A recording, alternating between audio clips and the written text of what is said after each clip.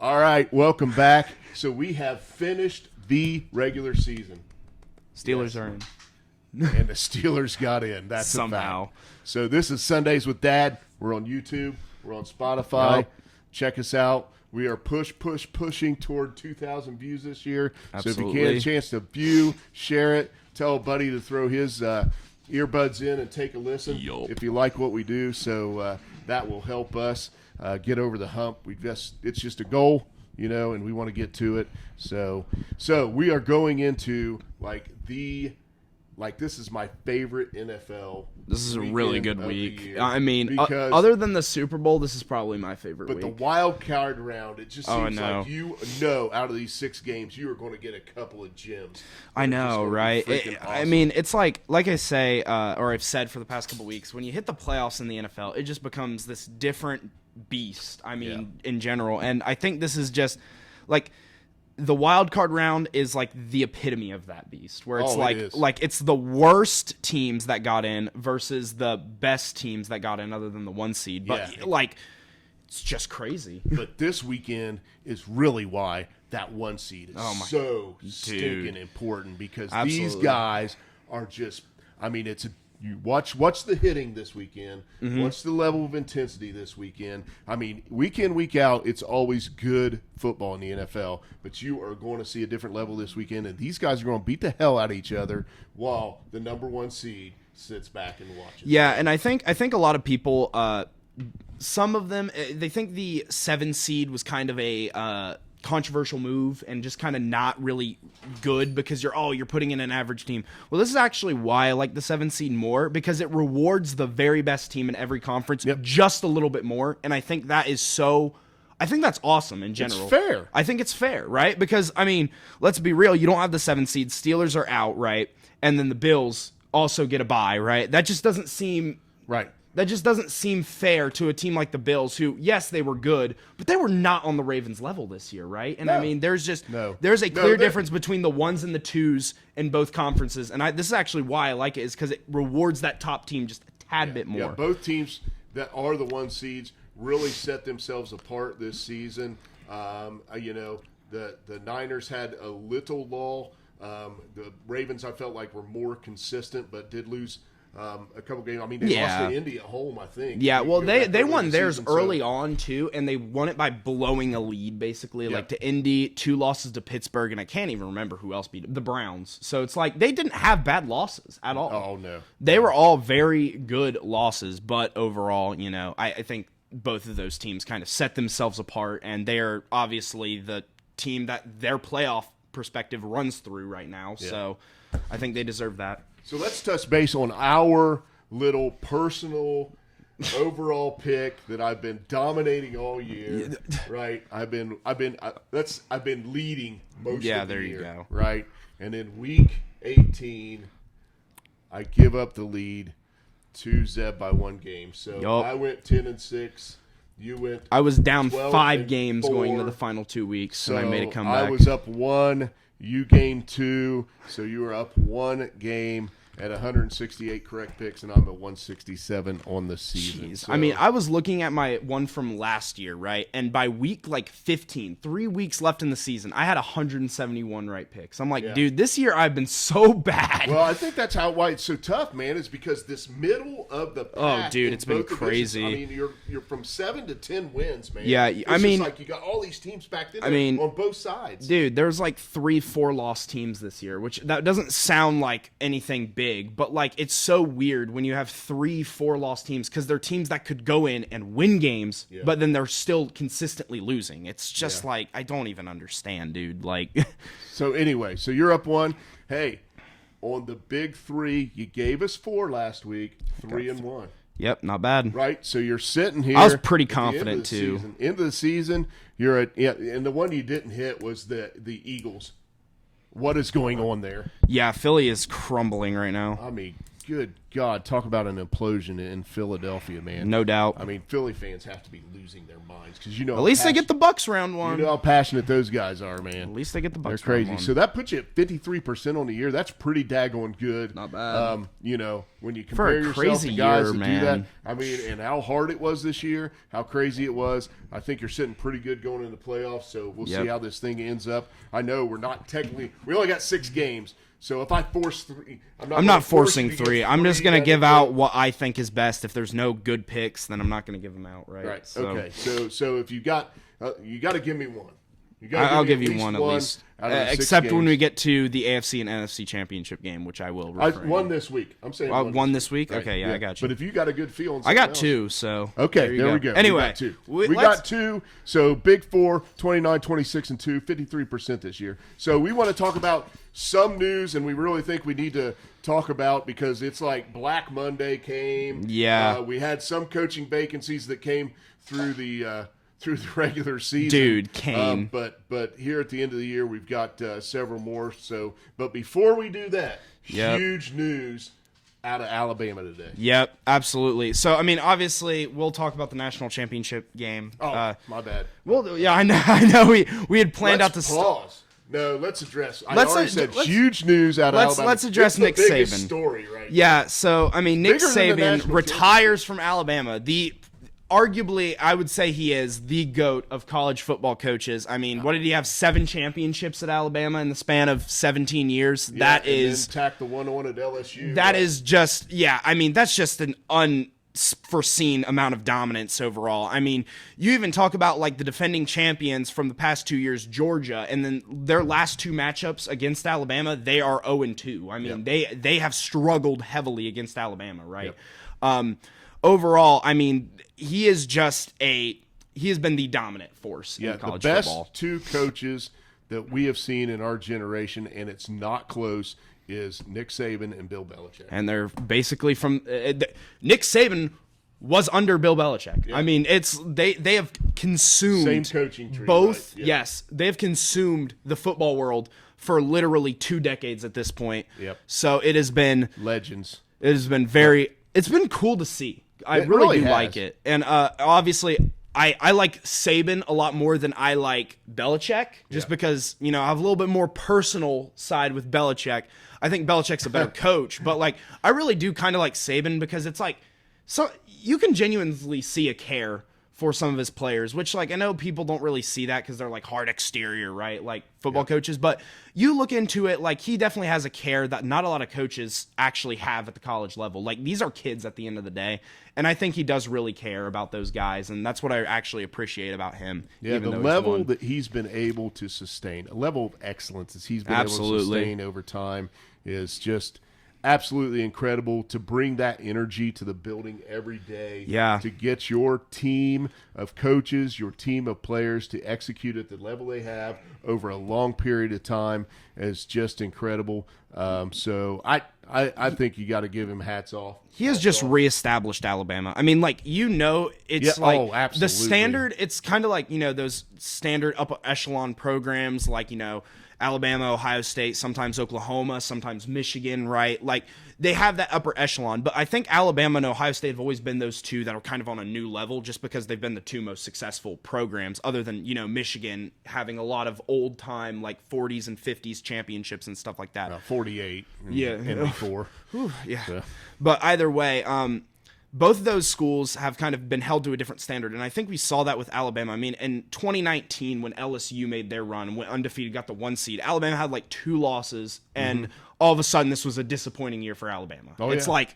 Yeah, 2 losses is a disappointing year for an Alabama. I know. Look at Ohio State this year. Yeah. There are fans everywhere disappointed. But I don't want to get off on a tangent. Yeah. We want to talk about the Saban Jam, and we want to talk about where does Bama go from here. Yeah. So we're just going to throw like 3 hot names out there that we think are possibilities for this job. And I don't think there's any order we can really put these in. I mean, I'll start off with the most successful out of the 3, I think, is a good way. So I'm going to go with Dabo Swinney. Swinney is the first one. He was a wide receiver, tight end coach at Alabama for about 3 years. Wide receiver. And he played, I was about to say, he played wide receiver at Alabama. Obviously, he has the record of success. People have kind of been looking over Dabo as a really good coach recently, just because Clemson hasn't been able to bring in the QB or the offensive talent, but their defense has been upper echelon every single year, under the nose. I mean, they went 8-4 this year. I mean, they had a solid season, especially for how cold they started out. So this guy is still a good coach. Oh, does he fit at Alabama for me? I don't know. I mean, I wouldn't hate the hire, right? Because he is a guy who's proven himself, and I think he's one of the 7 or 8 coaches in college football right now that could win a college championship. Yeah. But well, he's won 2 in the last 5 or 6 years. Yep.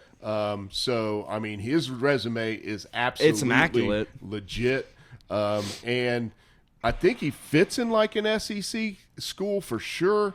I just don't know if he's the right fit right now in the current college football environment. It seems like he seems to be struggling a little bit with what's going on. And if you want to sustain what's going on in Alabama, you have to be fully engaged. You have to play within the what's system. going on. You've got to be able to adjust and keep this thing going. And it seems like Dabo's been a little frustrated with the portal and NIL type systems that are going on. Matter of fact, he kind of took a stand there and said, you know, we're sticking with our guys and we're not gonna portal it up. And you just can't do that. Not in the modern game. And I mean, I get it. I like kind of the stance he's taking in a way. I do. But at the same time, at Alabama, 8-4 seasons are not going to work out. You'll be like that in an instant. And I mean, I do like Dabo as a coach at Clemson, or even at like a mid-tier SEC school, or even like someone like Tennessee or something like that. Yep.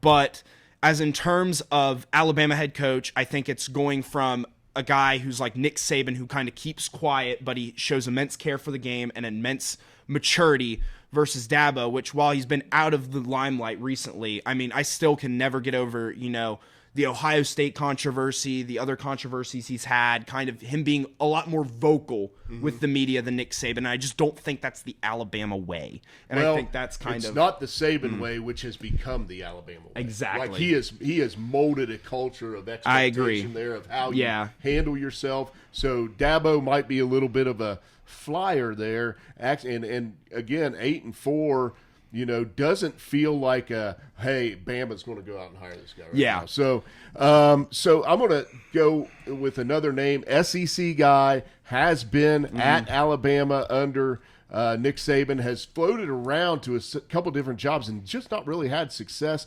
Felt like he almost had some kind of integrity issues. And no very doubt. childish in a couple of situations. But now, heard his name for yet. the last 2 years, you know, he seems to have matured. Lane Kiffin. Yep. And he had an excellent year at Ole Miss this year. He has built that program up for like a couple years now. Even with his immaturity, they have been a very solid football school over the past couple years. And in the SEC, I mean, 2-loss team this year, top 10 finish. Yep. Whooped Penn State in their bowl game. Yep. And looked really, really, really good. I don't know how the Crimson Tide faithful, though, would feel about Lane Kiffin coming at. I don't think you get the you're going to get the alumni support, you know, that you think you would want out of your next hires. And believe me, the money behind Alabama is going to have a big influence on who. Oh, you know it, because they're funding it, right? So. Yeah. But either way, he's a solid coaching candidate. I mean, I think he should stay put at Ole Miss. I think that's kind of a really good spot for him right now. But personally, my favorite choice for Alabama is Dan Lanning, and he's out of Oregon. He's had pretty decent success with Oregon over the past couple years. Yep. Well, he started in 2022, right? So he's still a young head coach there. Yeah, but he came from Georgia. He was a defensive coordinator at Georgia, which he was part of the 2021 national championship team that was just... Was that defense good? Yeah. I can't remember. Yeah. Yeah. So he has his defensive roots there, and he showed this year that his offensive game isn't that bad. Bo Nix absolutely balled out the past 2 years under him. Yeah. He took let's be an average quarterback at the college level and turned him into an NFL prospect, and not only that, a Heisman candidate over the past 2 years. So he has had an impressive resume at Oregon. I like the way that he handles the media. I think he is very passionate about the game, but also I don't think he goes out and spews at the media. Yeah. I mean, I think the thing that really holds me over is the speech about Colorado before their game, where he said, listen, they're playing for clicks, we're playing for wins, right? And that kind of stuff is what you expect out of a Saban-level Alabama coach right there, is those kind of speeches where it's like, we are here to win. We are not here for media attention. We are not here for anything else. We are here to win a football game, and that's what I really like about him. And that's very Saban-like to make a statement like that. Normally, you don't see him say anything about the other team, though. Yeah, normally. Normally, Nick Saban's Normally, not gonna do no. that. Now, he might call out a media member and say, hey, you know what? I don't know what you're – you know what I mean? But normally not against the other team. But Lanning, I do like the way he handles himself. Like what he did at Oregon for sure, and having SEC roots. Yep. Especially with those as like excellent as being Georgia, right? Like, and their defensive coordinator. That Georgia team, you got to think about. Hey, not only is about scheme and what went on with that defense, but it's about recruiting too, and that's huge. And that's to go and talk to a defensive recruit and say, hey, this was the defense I coached. Yep. And here's the dudes that are playing in the league now, right? This is a pathway for you, which is really the end game for these great programs is, hey, you come here, you're going to be on a big stage, and we're going to get you prepared to play in the league and be successful in the league, right? Yeah. If that's the type of mentality you have, I think he could be successful, right? And I think he's got that. Yeah, and I'm just looking real quick at his recruiting stances at Oregon right now. So 3 years ago, he had the number 13 class, then he had the number 10 class, and he looks to have the number 6 class going into next year. So he is still up there in recruitment rankings, so he's not bad at all. But, obviously Alabama's that 1 and 2, and maybe that's program pedigree helping a little bit. Yep. Maybe that'll help him out a little bit, but I do really like him. I think he's the perfect fit. Question is, can you pull him out of Oregon, right? Because a lot of money. It's a lot of money, man. Money. You got Nike money up there, man. Yeah, so that's the major concern. But moving on, keeping on the college football kind of pathway, talking about the national championship. Honestly, the score, I want to say the score does and doesn't really reflect the game, because it's exactly like what you're saying. It's like the score doesn't really reflect how close of a game it really was, but in the same way it was like the TCU Michigan game, where it's like, yeah, that game was closer, but it felt like TCU was holding them back the entire time without even a sweat, right? Yeah, I really felt like that Michigan hit them in the mouth, and then had the ability to stay with their game plan and sustain. And our game plan is we're bigger, badder, more physical than you. So we're just going to – we've got you on the ground. Yep. And we're just going to – it's almost like a UFC fight. Yep. Where I'm not scoring a lot of points. Yeah. But I'm just like, here you go, man. I'm going to rush the football. I think they had – like 170-some rushing yards in the first quarter. They pounded the ball, man. I don't know what They're it averaging was. like 17 yards per carry in the first quarter. And then they were like very content to continue to run the football after Washington makes adjustments and say, yeah, okay. Just we'll score the going. football again when you make us worried about whether we need to score the football again, because we're beating the snot out of you on defense, man. I mean, every time a Washington player caught the football, he was tackled immediately. Yeah, it was. I mean, very, the open field tackling very, of the Michigan Wolverines very clean, excellent. And if you got stood up and you're trying to get an extra yard, before you got that yard, dude, you were getting knocked back a half a yard because another guy was flying. Yeah, the football. absolutely. So I mean, it was a physical beat down, and at the end, Michigan ended up pulling away because of that, I feel like. Yeah, I agree with that. I think if I had to take away something from this game, I think Washington, the major storyline is not just that Michigan's defense was great, but Penix really just didn't look accurate during that game. There were a lot of big-time throws that he made that were just clear overthrows, and I don't know if it was intentionally throwing it away in the back of the end zone a couple times or just missing your target, but either way, I think just Washington's offense, in general, yeah, because there were some drops. Penix definitely had some misses, And I tell you what, I think those receivers started hearing footsteps because they were getting popped, right? I know the stat line has 5 receptions, 87 yards for Roma Dunes or whatever you want to call it. I have no clue how to pronounce that last name, but he's the number 3 prospect on the wide receiver board. Yep. I think his draft stock should drop after this game because there were multiple times big plays where he just wasn't the difference. Yeah. And if you're a guy who's projected to go into the top 10, I want you to be the difference. And there were a couple guys out there, like from Florida State, their top receiver. I think they were the difference compared to Rome in this game. This is the biggest stage. And if you have a couple of drops like he did or a couple of miscommunications like he did, that's just not a pathway of a player that I want to take in the top 10.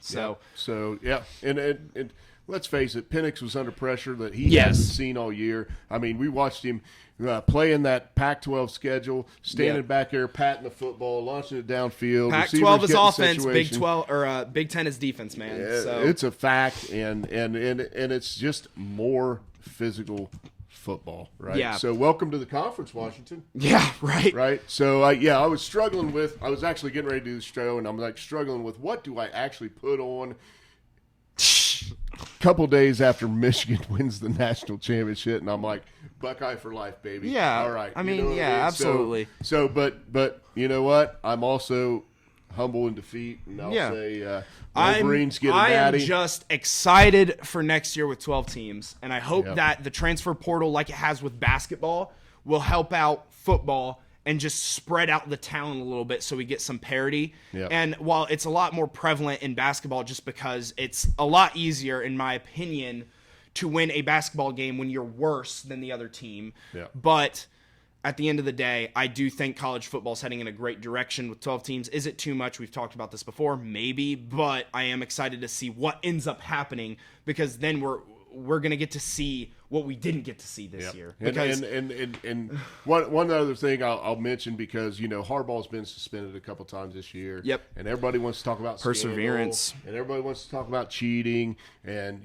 this was a locker room full of 44 seniors that bound together and said, we don't care what's getting in front of us, and whether you like or hate Harbaugh or whatever. He has the ability to He did a damn good job, and he gets to sit at the big boy table, he says now, because at the holidays, he goes, John, at least I got a natty, right, to match your Super Bowl.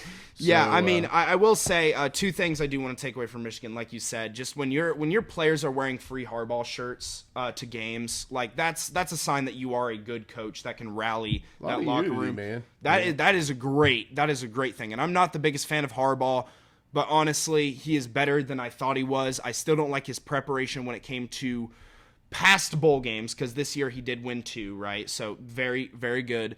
But, there's still question marks, but I can say that he is definitely a great coach. And obviously, he's one of the 8 coaches in college football right now that can win a championship.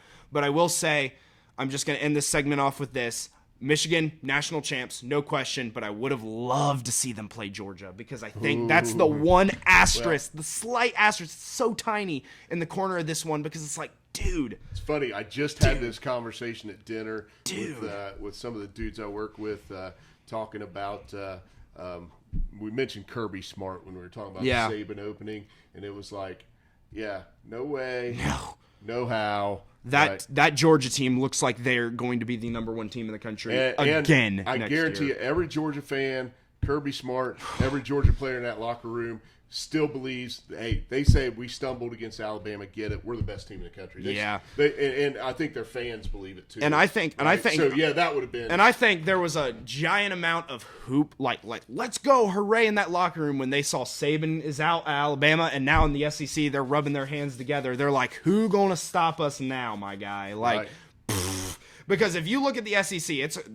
top conference, obviously, but like, no doubt. You remove Alabama from that equation, more specifically Nick Saban, because coaching turnaround, I highly doubt it's going to be like instantly like we're up to Saban level. Who knows? But Kirby Smart's sitting there. It's like, that was my kryptonite. He's gone.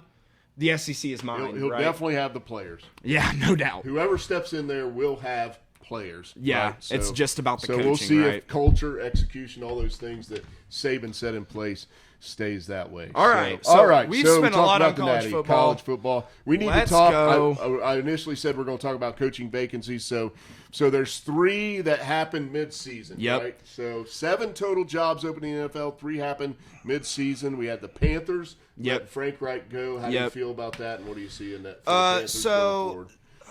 That I just feel like that is an example of the Panthers as a job. This is, in my opinion, the second worst place to step in as a coach right now. And it might even be the worst. It's just the problem with them right now is just simply, actually, I will say it is the worst. Even though you have a young QB, your roster is gutted, right? Your GM is gutted. He's gone.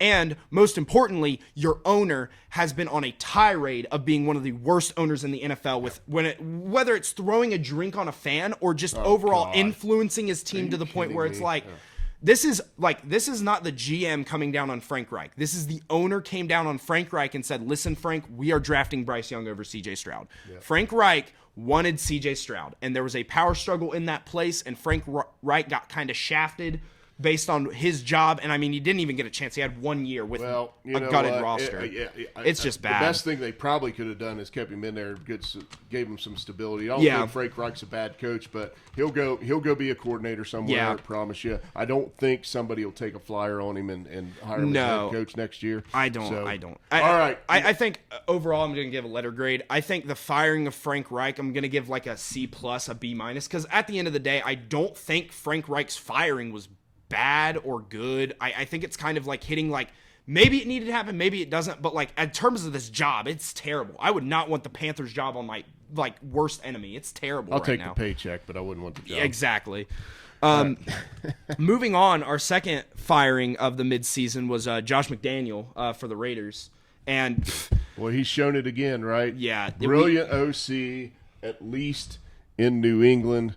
Partnering with Bill Belichick's had a lot of success there, so this is his second failure. Yeah, as head coach. We said this that you should have kept. Oh my gosh, Versace. Yeah, and they didn't.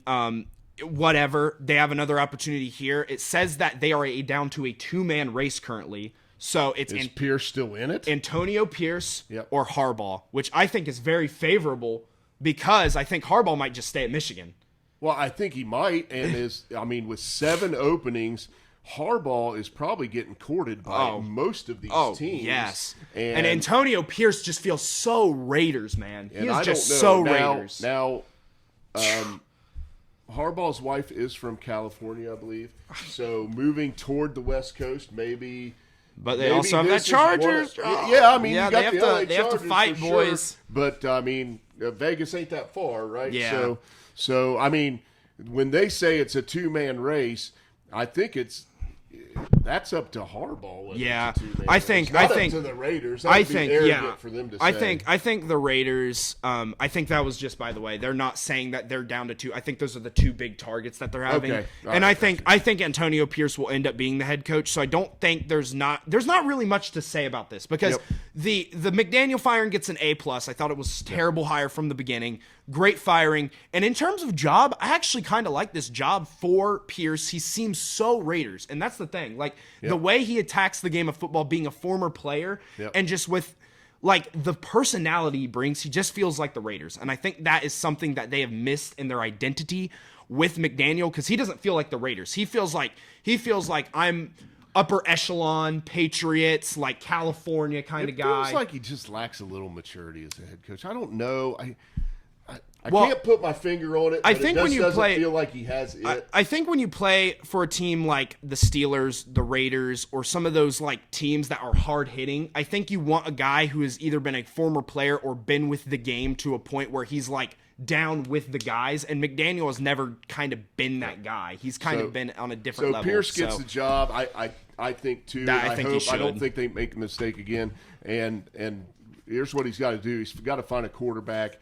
And he's a defensive guy. Yeah. So he needs to find himself a good young OC. Yeah, I agree. That can support him. Absolutely. And I think he could have some success there if he could. I am rooting for him. If he could do those two things, and I'm rooting for him. I am rooting for him just because I really do like what he brings to the game of football. I like those Dan Campbell types, former players who are just in the gauntlet with their guys, and they're super emotional, super fired up, and they just feel like one of the guys, but they're still like a leader amongst them, and I really like what he has brought to the table.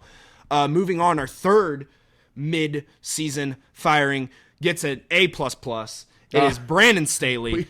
Did you start calling for this guy in week 1? I called for this guy in the offseason. Week 18 or week 17, 3 years ago. I called for his head. Right. I have been calling for this guy for 2 years, and finally they woke up to this point, and the job that he leaves behind is as close as an A you're going to get without getting an A. It's like a B+, A-. I mean, it is a great job. You have Justin Herbert at the helm. You have multiple star power.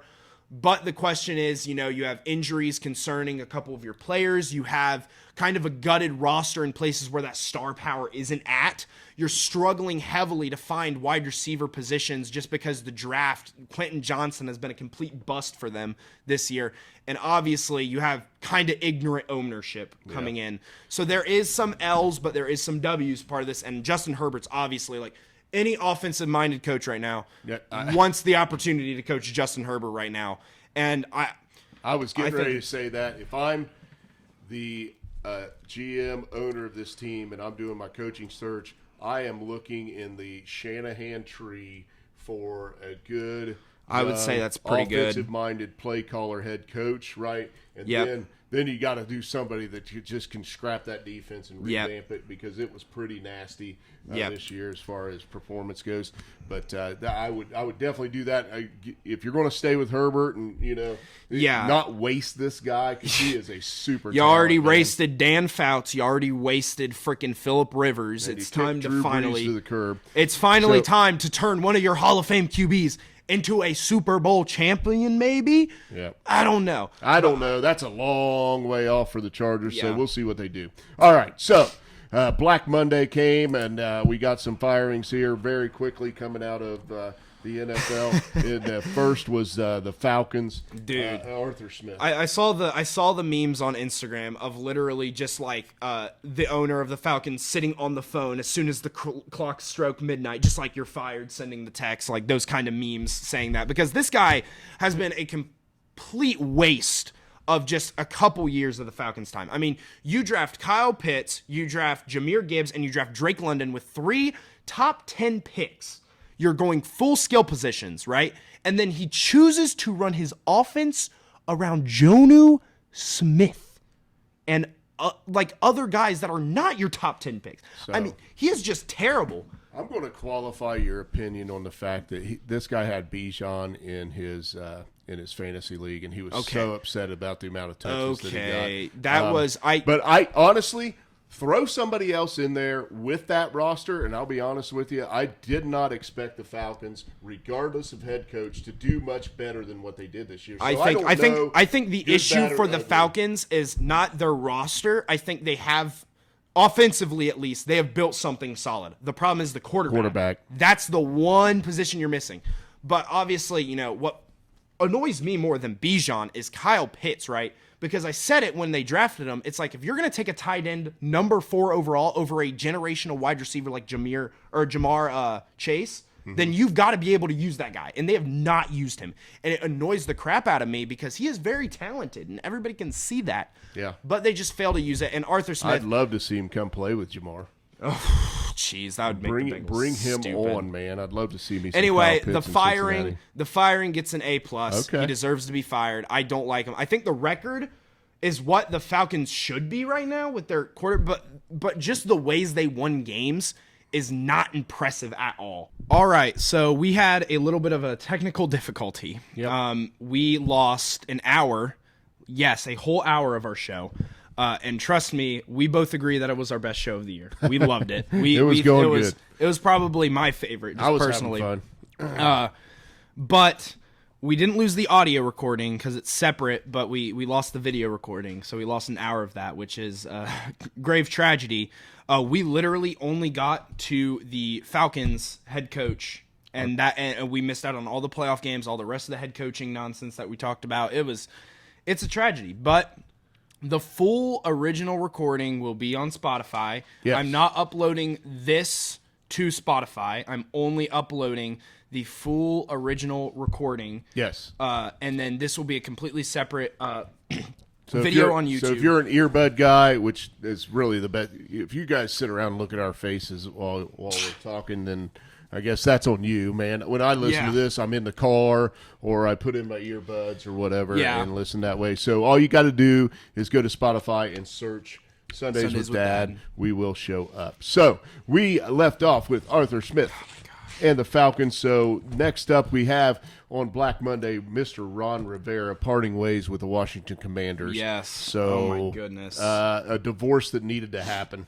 What was my grade for this one on the original? I'm gonna have to reference. Did you write them down or? On this one, I think it was like an A+ or an A. Yeah, I think the firing kind of needed to happen. Like you said, it needed to happen. He has kind of outgrown the game of football. I think he's a little too old. His coaching style is that of the past, and he's kind of been riding 2015 for 8 years, man. Right. And I think this is not a bad firing. I do still like him as like a guy and a coach, but he's obviously a good football guy. Ron Rivera is, you know, classic old school football. But it needed to happen, Former player, and right? they're just still trying to recover from that Dan Schneider era.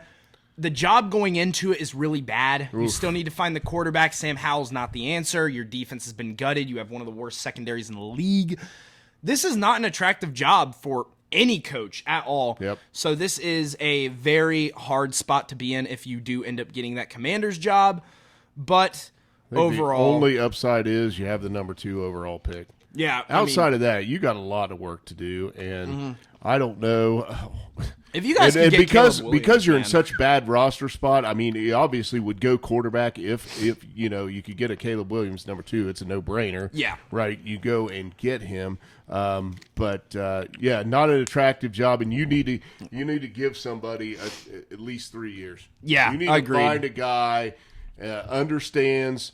You know, rebuilding rosters in the NFL, because you can turn rosters around pretty quick if you're strategic in the NFL, and find a guy that can do that. But right now, for me, the Commanders are going to be garbage for a couple of years, and Absolutely. I don't think there's any way to recover from that. So, not a super attractive job. One of those jobs where, I'll take the money, but the job kind of sucks. Yeah, the job is like borderline the worst other than the Panthers. Moving on, we also have another one that was kind of a mutual parting of ways, which it wasn't a parting of ways per se, as more of a promotion. But Pete Carroll basically got promoted to the front office instead of head coaching.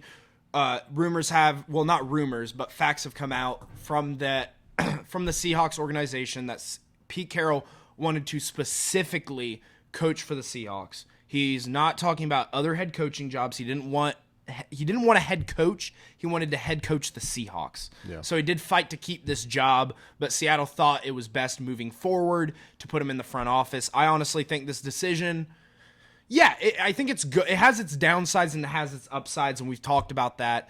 That it's like, to move him to a front office role at his age, I feel like is naturally good, but at the same time, you're losing a top 10, top 13 coach in the NFL who's been consistent for over a decade now and has a Super Bowl under his belt. So it is a very risky move, but like Pete Carroll a lot as a coach.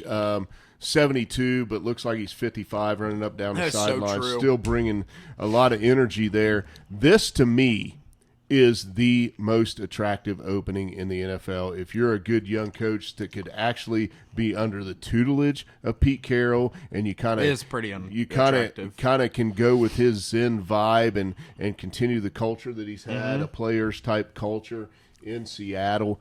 I think it could be a recipe for success.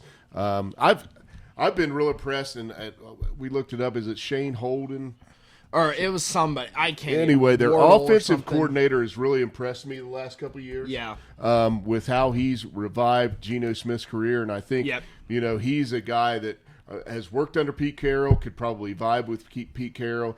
So that's an opportunity. I think it'd be just an outstanding opportunity for a good young first-time head coach to come in there. I think a head coach that has had the job before and is a veteran and maybe has my way might not work as well with Pete Carroll. But I'm glad to see Pete staying in Seattle, honestly. Absolutely. I think it was basically it was kind of like, for me, it mirrors kind of what they should do with Belichick, except the opposite, right? Like, keep the guy who has given you so much success in the organization, but don't completely throw him out because they were bad at one aspect of their job, which obviously that doesn't apply to Pete Carroll, but it's like, hey, you're getting old, man. We want to keep you around because you're very valuable. So how about you just take a bigger role in the front office and advise us rather than just completely leave? And then speaking of Patriots, actually, moving on to the next is Titans and Mike Vrabel, who we talked about on the show on Spotify, that this would be such a perfect hire if they do end up parting ways with Bill Belichick, because this guy is going to be hired like that. Like, that one of these 7 teams or a team that maybe in the future fires their head coach is going to be clawing and screaming. The only way Vrabel doesn't get a head coaching job in the next month or less is if he chooses to not do it for a year. Absolutely. Like, if he chooses to take a year in the booth, if he chooses to just maybe go and hang out at Ohio State for a year or do whatever, or just take a year to just re-energize himself, get his mind right, and get ready to do it again, that's the only way Vrabel doesn't get a job. If he doesn't get a job, then something's going on. He's been blackballed for some reason. Amen. I mean, just, you can't. Because he has done a really, really solid, good job in his first head coaching and hasn't been blessed with, a lot of talent at the quarterback position. I mean, he's had to, deal with what he's got.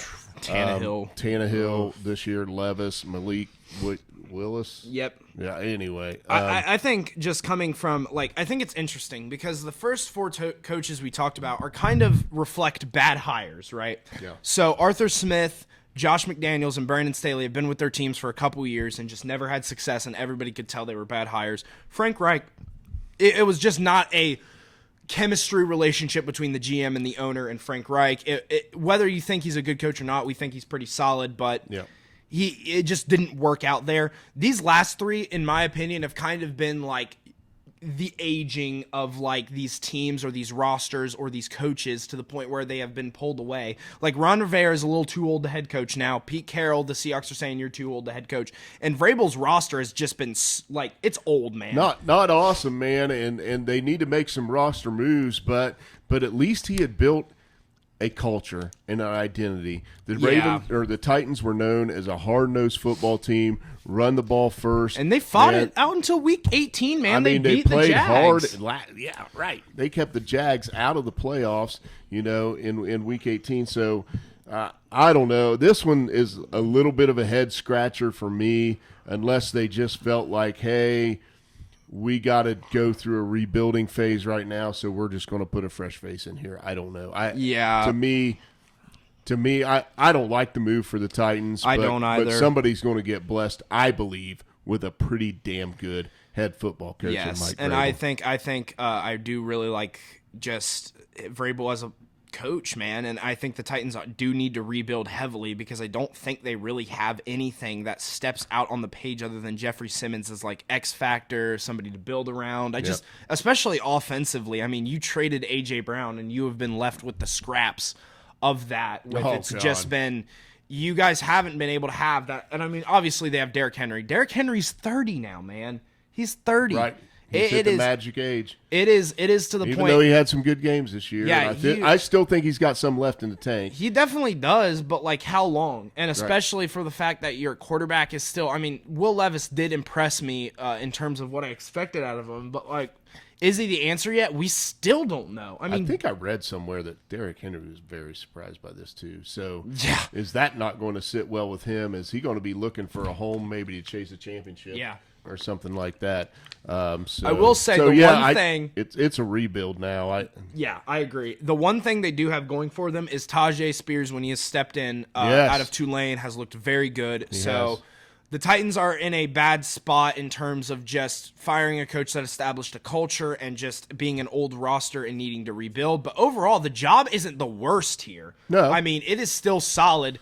It's just, No, I think it's a decent can you organization. rebuild? I don't understand this move, like I said, and Yeah. you mentioned earlier if Belichick decides to move on from New England, or New England decides to move on to Belichick, boy oh boy, Vrabel's going to be right back in that AFC East. In Absolutely, a second, I would think. I mean, I don't know for sure, but I mean, all I'd right, be picking up the phone. All right, so that's all the coaching stuff. That's the college football stuff. How we've done this year. We've got the best weekend of NFL football every year coming up, and it starts off right off the rip with what we think is going to be one of the best games of Absolutely. the weekend. We've got the old dog Joe Flacco going into the young pup C.J. Stroud, who plays like an old dog. dude. Yeah, right? I mean, just So two of the most poised guys in the goodness. NFL, right? A 2.5-point spread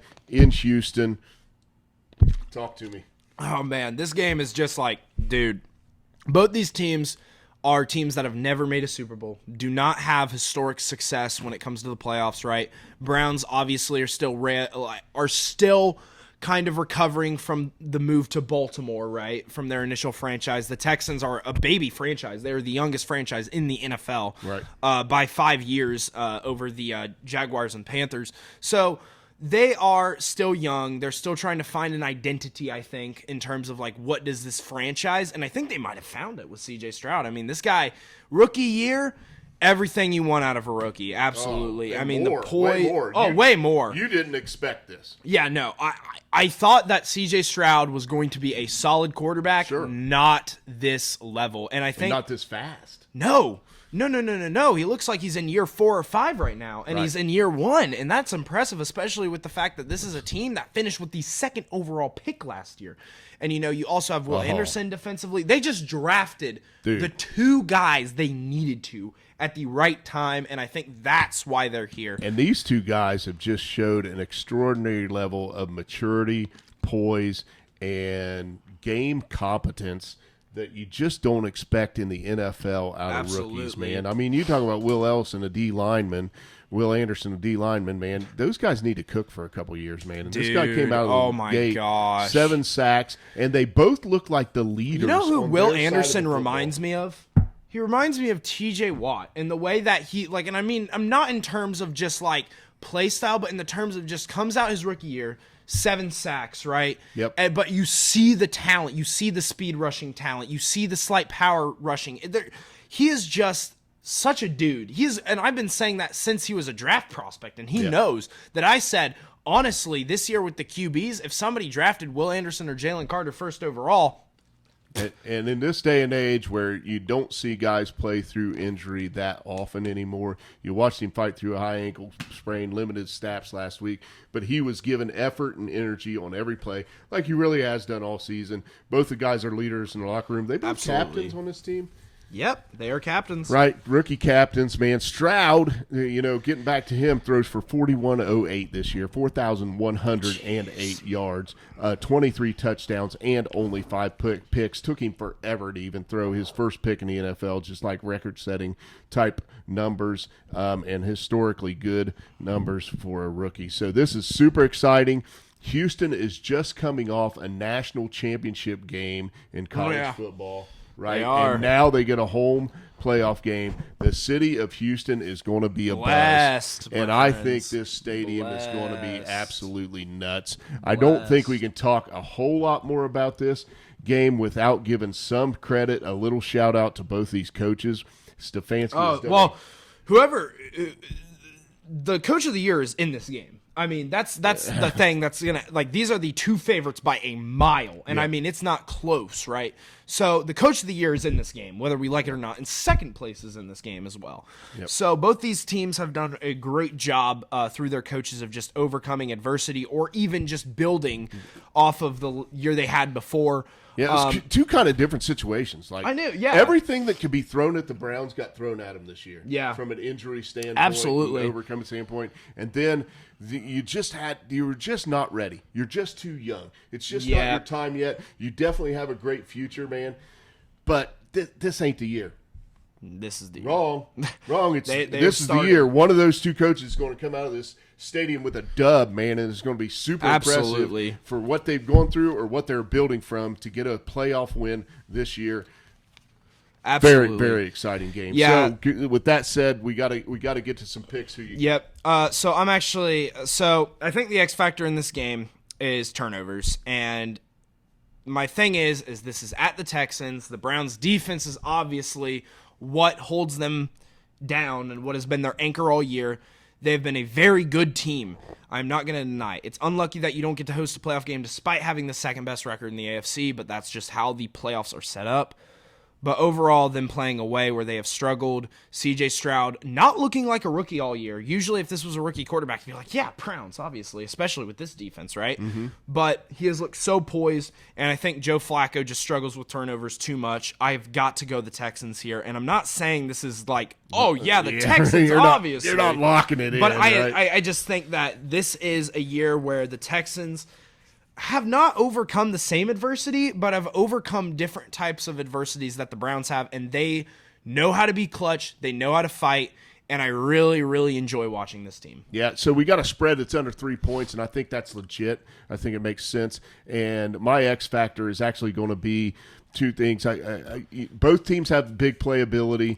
Flacco does tend to turn it over a little bit more. I think the Browns' defense is good enough to overcome a turnover or two, believe it or not. I think it's going to be who can do the little things right in the running game, who can run the football a little more effectively, get yourself in third and manageable for these two quarterbacks. And then I can't help but not mention the special teams for the Browns. You know, Dustin Hopkins has been out the last 2 or 3 weeks, so they're back in a situation that they were in at the beginning of the year with Cade York and not having a kicker or a reliable kicker or somebody they believe in. And you know in the playoffs you got to have a reliable Absolutely. kicker. It is absolutely imperative. It's huge. You know, there is going to be a game this weekend. It comes down to a 50-yarder, right? And it could be this one, you know, but there will be kicks in this game that are vital and important. And without a reliable kicker, I think it's going to be a big deal. So with that being said, I am taking the Texans as well. I think they have big playability, just like the Browns, and they won't turn it over as much, to your point. I don't know about running the football more effectively, but I think from a special team standpoint, they get the nod. There you go. There you go. So I'm taking Texans as well. Teamer. And we have a great game also on Saturday here. We have the return of Tyreek Hill to Kansas City. Now, matchups are so intriguing. This is crazy, by the way. I just want to mention this. This playoffs is full of games where teams have played each other, and going over the players are going back. Yeah, this is just like these former coaches are coaching. Yeah, so Browns and Texans played earlier in the season. Yeah. Browns and Texans played earlier in the season. Obviously, CJ Stroud did not play. It was a weird game, right? Browns ended up winning. But here we have Dolphins and the Chiefs. They played earlier in the year, but it was very different because it did feel like playoff football. It was a little bit more defensive. It was at Arrowhead, so it is a replica exactly of this game where it's at Arrowhead. Dolphins are traveling, and the Dolphins are a little bit more beat up. Yep. And the Chiefs have kind of gone the full 18-week season, and still the offense still has so many question marks. Still not clicking. And it's just like, wow, like this is such a great matchup because it feels like the Chiefs' offensive struggles are as a result of this Tyreek Hill incident that happened 2 years ago, right? Yep. And it feels like the Dolphins are here because of that Tyreek Hill incident that's exactly 2 years ago, right? So this has kind of been aligned perfectly for these guys to face off. And honestly, this is a really interesting matchup. So I just don't even know, man. This is crazy. I do know. I really feel like I do know this game this week. I've got Mr. Patty Mahomes at home in the playoffs with a really good defense on the other side of the football. I think that is very much a recipe for his success. True. When you look at the other side of the football, you barely touched on it, but it's a fact. The Dolphins were in a dogfight last week. Yes. A very physical game against Buffalo Bills for the division. Wow. Mahomes and Kelsey were standing on the sidelines. Yep, hanging they out, were watching a football getting game. some well-needed rest. Yeah, which they're is resting, huge. and the Dolphins have been in the ice bath all week. And on top of that, they've got Jalen Waddle beat up, they've got Raheem Mostert beat up, and they got Bradley Chubb out. Yeah, So that's you wad all that up and see what comes out of it. Yeah. To me, that equals the Chiefs win at home. Yeah, so this game, I think X Factor wise, I think this comes down to Tyreek Hill is obviously the X Factor for the Dolphins, and Patrick Mahomes is obviously the X Factor for the Chiefs. But I want to say that as the year's gone on, people forget that the Super Bowl champion last year Was the Kansas City Chiefs. And as much as they have struggled this year, I mean, dude, they are still the defending champions. They are still a good team. And the Dolphins are kind of rookies to the playoff game, man. They are young in this. You know, this is just so interesting to me. But I just simply think overall that one of the X factors in this game, a.k.a. Patrick Mahomes, gets to control where his ball goes, right? Yep. Tyreek Hill does not. He has to have Tua throwing the ball. I'm not harping on Tua, but I'm saying your best player is not your quarterback. Not usually a recipe for success in the playoffs. Sometimes it can lead to something, sometimes it can't.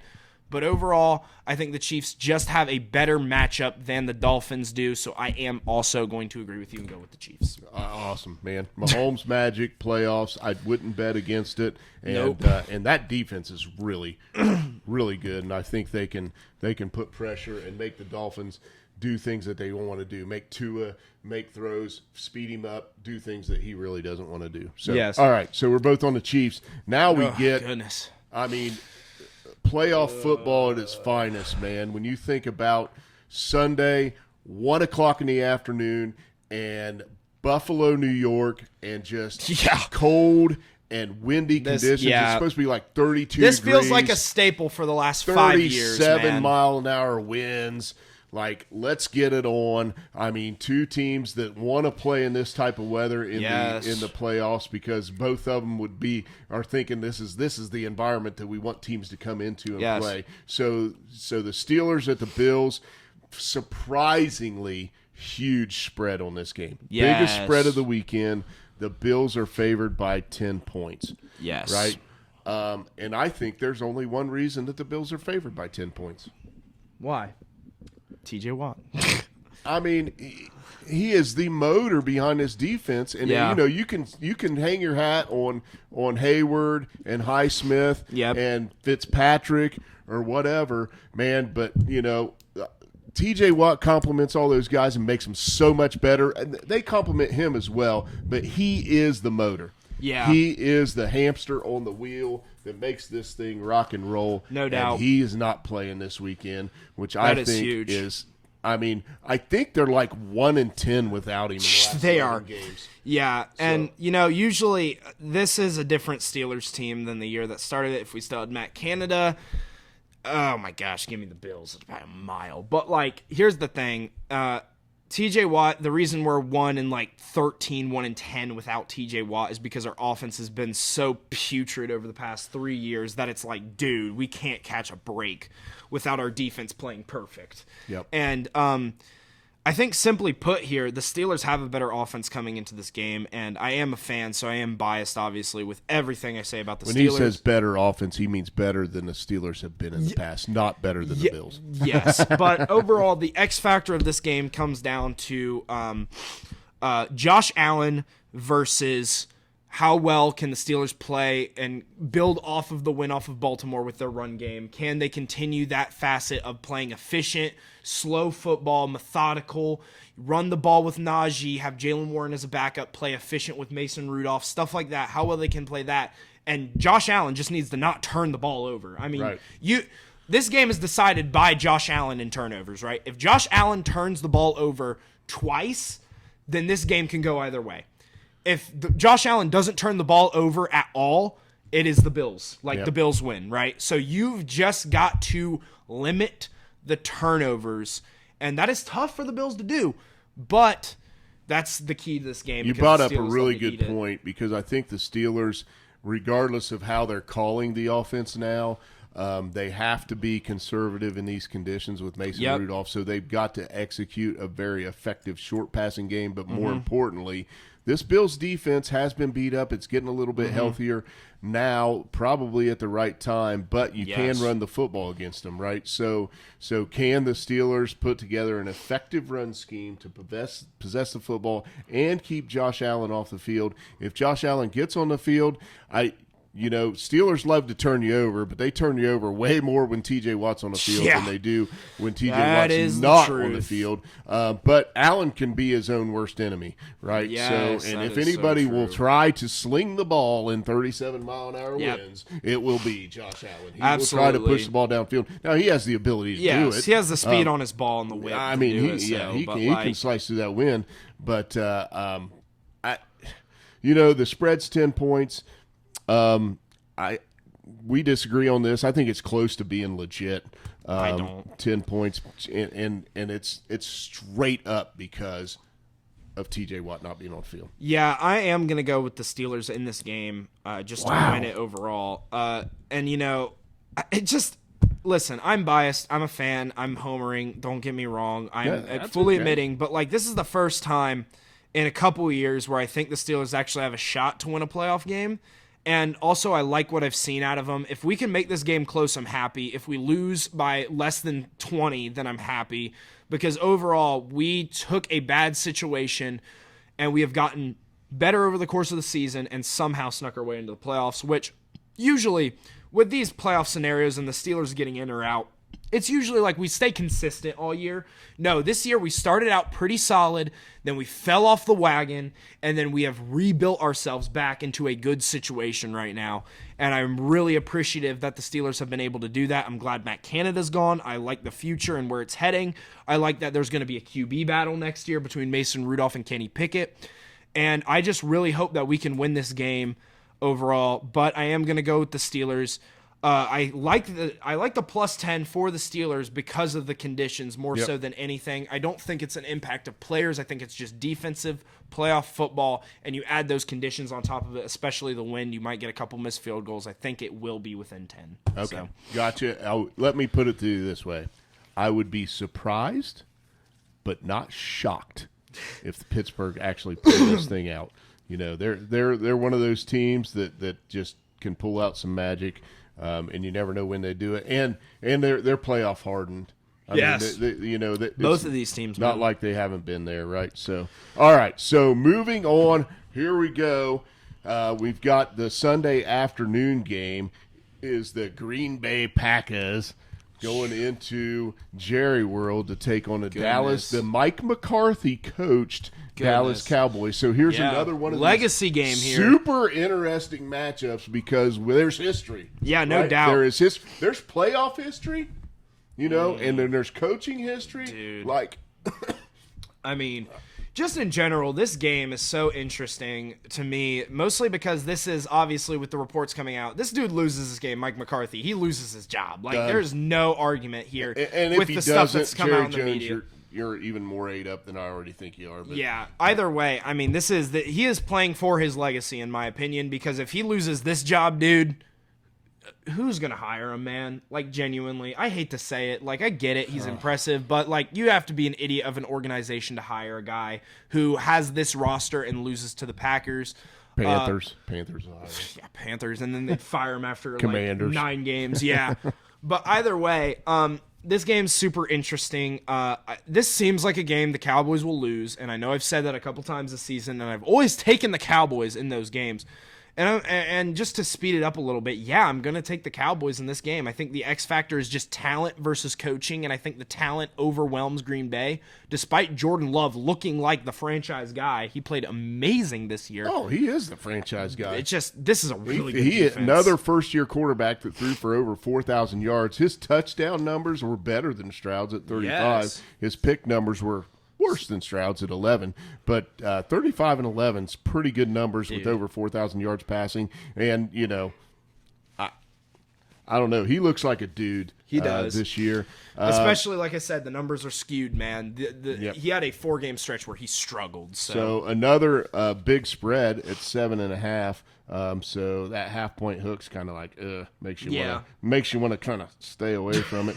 If you're wanting to go Cowboy, I'd like to see that thing get under 7 before I'd hit it. Yeah, no doubt. But the one thing for me, and we've been talking X factors, and the X factor in this game to me is going to be the Packers defense, right? So the Packers defense is ranked 21st in the league. I think that's probably a problem at home against these Dallas Cowboys. The Dallas Cowboys have been pretty daggone good at home.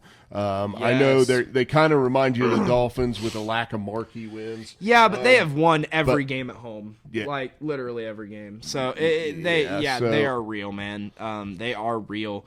And I am going to go with the Packers, or not the Packers, sorry, the Cowboys, just because of the fact that there's just the talent gap is just too big. We talked about this roster at the beginning of the year and saying this was a Super Bowl level talented roster, and we expected them to be one of the teams competing out of the NFC to get there. So if we were to say, hey, they're going to lose their first round game, which that doesn't make very sense. capable of doing. By dude. the way, they could do it. It just doesn't make any sense. But I think Dak and CeeDee Lamb against this, bottom half defense is going to get it done, man. CeeDee's had a great year. I mean, he's looked like a freaking menace. Absolutely. So, yeah, I'm going to take the Cowboys to win the game. Yeah. So but this is going to be a very good game. I think that this is a one-score game. This is a kind of, field goal maybe game, clutch. That's just how the Packers and Cowboys kind of operate when they play each other in the playoffs, I think.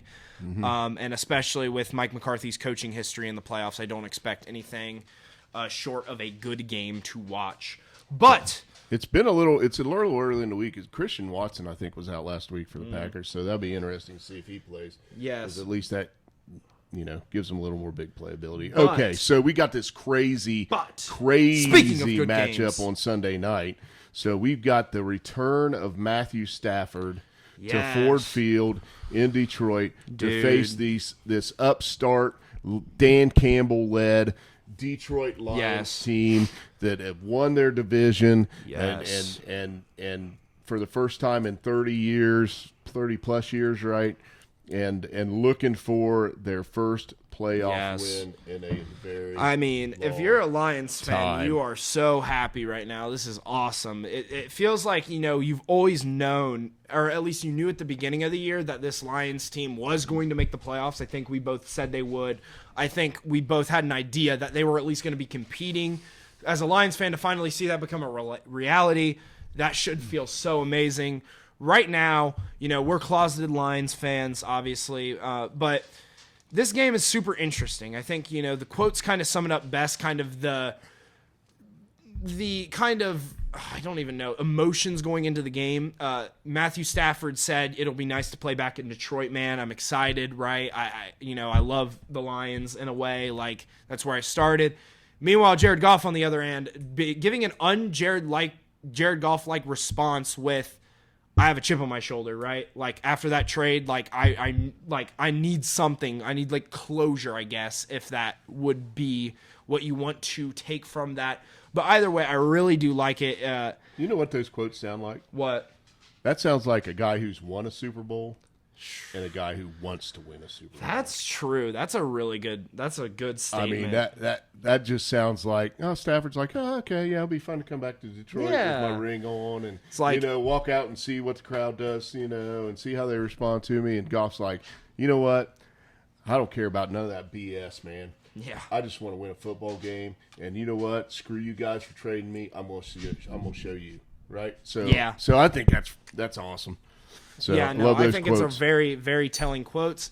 X factor for this game is going to be QB play and pressure.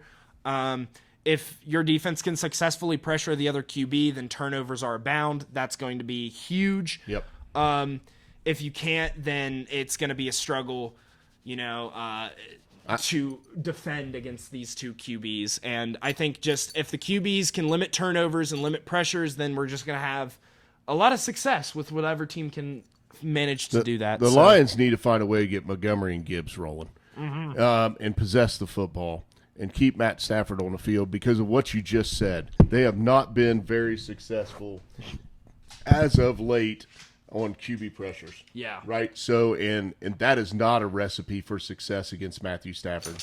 If Matthew Stafford can stand back there and look at you, that old wily veteran dude, he with that receiving core, dude, he can shred your butt. Right? Absolutely. But yeah, and if I'm game planning offensively for Detroit, in addition to that run game, I'm probably moving Jared Goff on play action fakes a little bit. Yeah, right? absolutely. Because Aaron Donald is coming.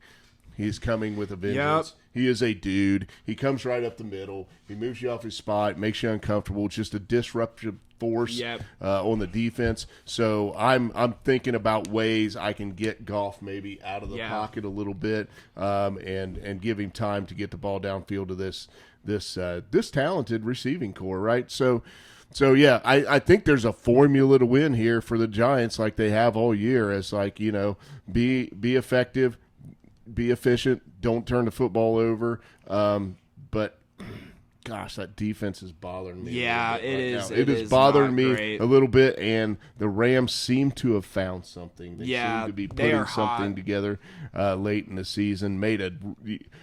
Halfway through the season, you had them for dead. You would have not said the Rams were making the Absolutely. playoffs, right? So they found a way in. They got in, and probably maybe a little bit surprising pick. I'm actually, even though I really, really, really would like to see the Lions win this football game, I'm going to take the Rams. I think differences for me, just like I think playing at home, the Lions have that advantage, but like you said, the Rams are just hot. The Lions are kind of new rookies to this game, and Sean McVay is not. No. So it is very. They've been to the ship, man. and won There it. is a lot of difference in these teams, and I think it's very interesting because of that. I think you can even see it, like we said, in the quarterback responses, because I think that's kind of the aspect that both these teams are going into the game with. Like, Rams fans are like, wow, I didn't expect us to be here. Obviously, we want to win. Yeah. But, like, a loss isn't, like, the end of the world, right? Yeah. And then the Lions are like, we have waited 50 gosh. years, basically, to, like, do something, right? And, like, Yeah. we are finally on the cusp of that. We need this, right? I feel like that's kind of both sides of this. It's like this kind of desperation versus a team that's already reached the peak, and they are just trying to find a way to get back there, if whether that be like, just chilling along for a couple years or rebuilding, whatever that may be. The fans are satisfied over here for the Rams. Like, you've got to be. You want a championship. You know what I think? I bet it's going to be crazy up there in Detroit, by the way. Those fans are going to be rabid. I bet Dan Campbell wishes he could rip the roof off that stadium and say, let's play in the elements, boys. Dude, I know. But either way, I am going to go with the Lions. I'm going to. I get his the pick. I get his pick, too. I think all these games this week are, like you said, there's going to be one game that's decided by a 50-yard field goal, man. And I tell you, with these Maybe spreads, more than one. I was about to say, all 6 of these games, if they came down to one score or a field goal, I would not be surprised. And ending off, I just want to say with this probably the worst game of the week, honestly, going into Monday. I mean, on paper, it looks on like it's going to paper, be a dog, right? I mean, it looks like it's just a sloppy mess, right? Because you have the Buccaneers, who won a very bad division, let's be real. They went, 9-8 to win the division? Like, didn't the Bengals go 9-8? Yeah. Like, they would have won that division. Yeah, we finished last. Yeah. So it was not a great year for the NFC South, but on the other hand, the Eagles are not having a great year either. The defending NFC champions have been, they were 10-1. They were on top of the world. Gosh. They had beat the Chiefs, Bills. They had beat the Cowboys. They had beat the Dolphins. They were rolling over teams, right? They had proven themselves, and then they go 1-5 down the stretch with losses to the Cardinals and the Giants. That's What? their last 2 games, man. It just looks like they're just a freaking absolute mess, and it's not really explainable. No, it isn't. Like, you can't really put your finger on what's going on in Philly, but I mean, these fans have got to be like crazy right now. So it'll be interesting. The Buccaneers are at home. I think Philly will actually travel well and have some fans in the stands. And you always get that element down in Florida, right, of the reload fans and stuff like that. So the Buccaneers are getting 3 points at home this game. But both quarterbacks are gamers. Yeah. I mean, both quarterbacks show a lot of toughness, a lot of maturity, Grit, man. and grit. Yeah, if they got to use their legs to get a first down. They're going to Yeah. do it, and maybe not slide, and maybe put their helmet down, their shoulder pads down, and try to get an extra yard. So Dude. two tough dudes playing quarterback in this one. It's really hard for me to put a finger on who's going to win this football game. I'm just going to look at the roster. I'm going to say the Eagles were in the Super Bowl last year, so they've got the playoff experience. You know, the Buccaneers do, but it's different. You know, Brady's gone, Baker's there, but Baker's got – I don't know. Anyway, just based on what I think where the Eagles should be – and, you know, Sirianni said we're going to get up off the mat, right, because that's what championship teams do. And I'm going to go with the Eagles. I am just like, I don't know. Dude, I think when it boils down to this is I think that obviously the Eagles should be the answer for most people. I mean, the Bucs are playing at home, and they're +3. I mean, but, like, I'm actually taking the Buccaneers, and here's why. And it's mostly due to because I think the hunger for these teams is different. I think the Buccaneers are specifically being led by Baker Mayfield, right? Baker Mayfield is out on a quest to prove himself. And I think with the statistics that he has shown this year and the way he has played with no run game, he has proven himself. Yeah. And I think people are still overlooking him, and I think that makes them angry. Also, they're playing at home. Another key factor. But I also think that Jalen Hurts and the Eagles have been on such a backslide that I feel like they're not hungry for – what are they playing for? Like, week 18, you're playing against the Giants, right? Yep. And this could be for the division. Probably not. But you just embarrassingly lose. I mean, it was an embarrassment. Yep. And it's like you lost the division after – like, it just feels like they aren't the same Eagles team we saw a year ago at the first half of the year. Like, they seems like they have changed. They don't have that same hunger. They don't have that same grit. They went from – winning games by one score against good teams or even some mild teams and playing till the end, right? And just keeping up and just staying consistent and strong. And whether the game was closer or it was a huge spread, they always won and they always pulled it out, to losing that like grit. They have lost the way to, in those one-score games, it's so important in the NFL, and people often overlook it. They always say, oh, but what if the one-score game flops? But those are the games that determine playoff spots, are those one-score games.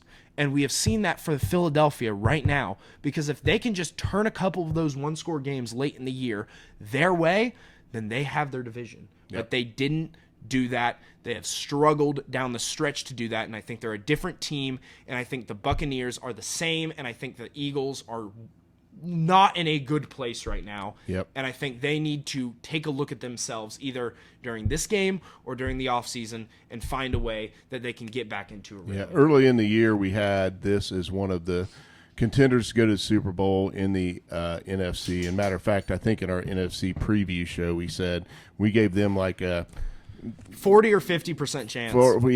To I think it was like 60, 30, 10 maybe. I don't know. Yeah, we had the Niners as the favorite, and obviously they are the best team in the NFC right now after the regular season. You can't argue that. But the Eagles right now, I have zero confidence they can win an NFC championship. Yeah. Something's wrong. Yeah, something's wrong. I think they can still win this game, and I picked them to win this game just because I think I've been burnt by the Buccaneers a few times this year. Yeah, that's true. So I kind of rode them a little bit, and I do like Baker. Yeah. But I'm going to take the Eagles. You take the Bucs. I get it. So to end off kind of this playoff segment, before I'm going to give you a couple of bets. To end off this playoff segment, I do want to ask a new question. We didn't actually have this on the original show, but I just thought of this right now. As it stands right now in the NFL, who do you think will make the AFC Championship, and who do you think will make the NFC Championship?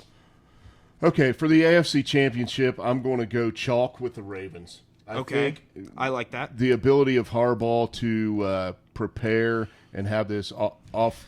The Ravens are different than they were before, and they are fairly healthy. I mean, they're a pretty healthy team right now, and Lamar looks absolutely phenomenal. Yes. So I'm going to go chalk there, and then I am going to take the. Dang it! I'm going to take the Buffalo Bills. And this goes way against what I said against the Bills. But I think they found something.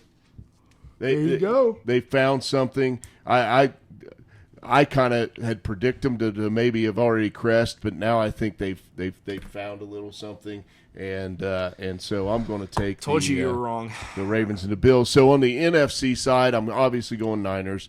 Kyle Shanahan again on the coaching side, his game preparation, and this roster is the best. So I'll go chalk there. I think the number 2 the other team in the NFC is a little bit tougher.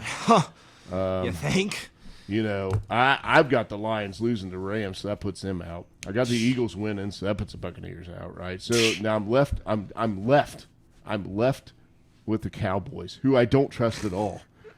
Right? I don't trust them at all. I really want to reverse my pick and say the Lions, right? But I'm going to go Cowboys. Basically what we said at the beginning of the year, right?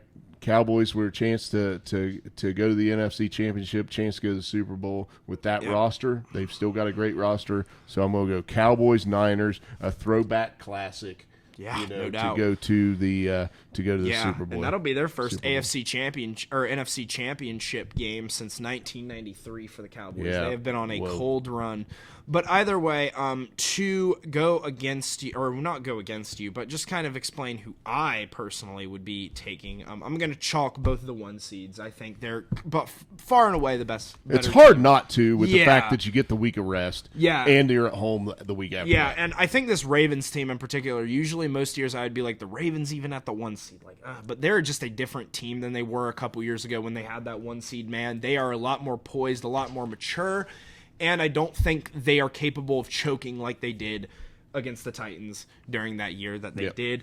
But overall, the second team, I hate to say it, but I have to go with the Chiefs, man. I mean, they are the defending champions, dude. I was right. I'm right there with it. Listen, the way that we listen, if all the teams win that are hosting games in the AFC, guess what the Chiefs get? They get that Bills game again. It's like the Chiefs and the Bills, the Chiefs and the Bills, the Chiefs and the Bills. It has been such a common practice. Like them, the Bills, Chiefs, Bengals have been like There's that. One triangle. difference. It's in Buffalo. It is in Buffalo. That is a huge, huge factor. But I am still going to take the Chiefs because they are the defending champions. They have Patrick Mahomes. And I don't even know if the Bills are going to make it out of round 1. So, yeah. You didn't pick them to come out of exactly. round 1. That's what I'm saying. Yeah. Moving on to the NFC, the match. Okay. Call me a bandwagon. Call me a stupid guy. But I'm actually taking the Lions here. And do I think the Lions... No, Lions are not making the Super Bowl. And I'll say that right here. I do not think there's any chance the Lions make the Super Bowl. As much as I would love to say it, I don't think so. I think they meet the 49ers in the NFC Championship game. They get humbled, they learn a lesson, and they come back next year fighting.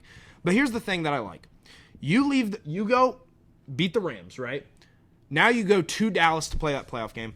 And I want you to recall. Let's relive that. A game. And I will tell you what, a team like the Lions, 2 weeks ago, right? Yeah, a team like the Lions being led by a player or a former player like Dan Campbell, like a coach like Dan Campbell, man.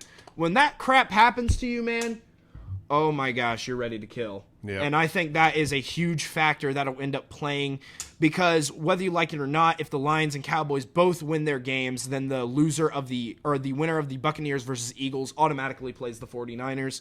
So those two teams, the Lions and the Cowboys, will be a guaranteed matchup if they both win. So I will say that I am excited if that happens. Oh, yeah. And I do not trust Mike McCarthy enough to beat the Lions. Well, you said they beat everybody at home, but they needed a little love to beat the Lions at home. That is true. That is very, very, very true. All right, I like that. So, any bets this week? We said we were going to do the big 3, but you're going to give us something, right? Yeah, so I have the 2 biggest bets of the week are actually what I'm betting on. I'm going to start off with Pittsburgh, like I said earlier in the show. 2 biggest spreads, is that what you mean? Yes. So, Steelers I picked them to win. Even if they don't win, I think the conditions, the defensive play in football, I think the scheme matchup, I think it's still going to be to the point where this is a low-scoring, close game. And I do think that 10-point spread is a little much. If this was 7, different story. I'm probably not taking this. But 10 points, I feel like, is the difference, especially with wind. And those field goals probably not being an option if it's that bad, right? It might be hard to kick those long field goals. That could be the difference in this game. So I'm going to take that one. And then I'm taking the Packers plus 7.5. So I'm taking both dogs for the biggest spreads. I don't trust Mike McCarthy to blow this team out.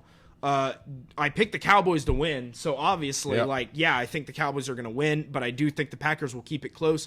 I see kind of your 24-21 kind of game where the Dallas Cowboys get the ball last and they just drive down and they kick that field goal. Those are the type of games you're going to see regardless of the spreads. Absolutely. I mean, these teams are winning football teams and they're pretty good football teams.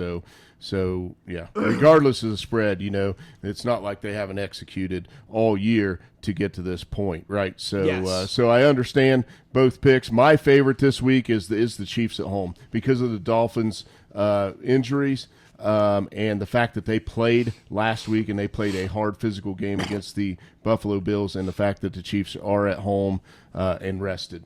So I'm going to go the Chiefs to cover that Very 4.5 smart. point spread. That would be, if I had to pick 3, that would be my third. All right, we ready to wrap this thing up? Yes. All right, I'm going to wrap this thing up. I got one single shout out this week. I am having a very, very hard time picking these games against the spread. It is tough, right? So I'm going to shout out my boy Tommy the Ledger Allen.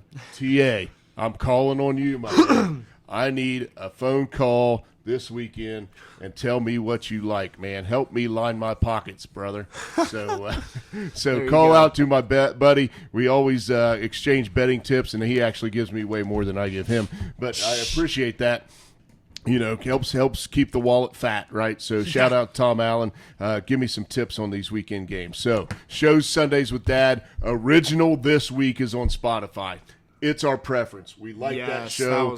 I would go to Spotify and search Sundays with Dad.